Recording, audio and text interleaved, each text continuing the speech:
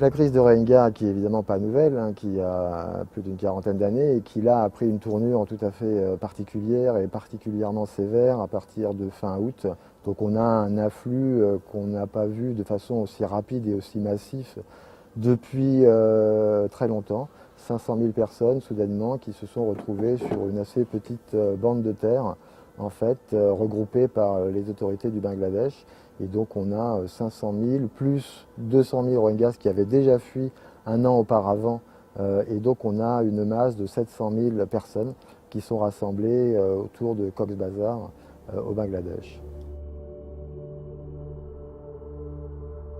Ce sont en fait des collines qui ont été colonisées par les réfugiés, qui ont construit comme ils ont pu avec des bambous, des bâches en plastique, des abris de fortune.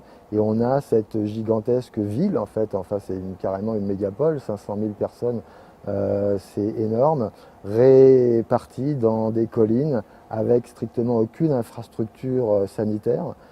Très peu d'accès à l'eau, très peu d'accès à des latrines, pas d'accès à des structures médicales. Donc on a une situation qui est quand même très délicate, très précaire pour cette immense population. Donc on a quand même tous les paramètres pour avoir une crise humanitaire assez sévère.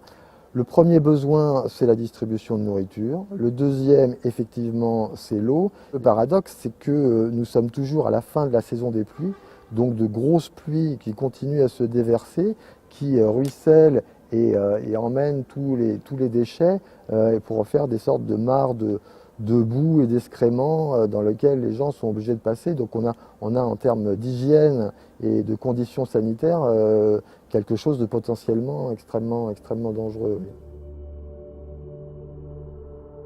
On a installé dans un camp qui s'appelle Manergona, qui est un camp de 70 à 80 000 personnes, sur lequel il n'y avait encore aucun acteur médical présent de façon permanente.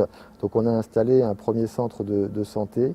On prévoit d'en installer un deuxième assez rapidement, un centre de santé de jour, et puis on prévoit ensuite d'implanter un centre de santé 24/24, une sorte d'hôpital pour l'ensemble de ce camp, plus un autre camp, Burma-Para. On cible une population d'à peu près 100 000 personnes, trois centres de santé sur cette population. Il faut des moyens. L'échelle de la crise, elle est vraiment assez gigantesque et c'est clair que les besoins sont immenses et nos moyens auront besoin d'être singulièrement renforcés pour pouvoir répondre à l'étendue de cette crise.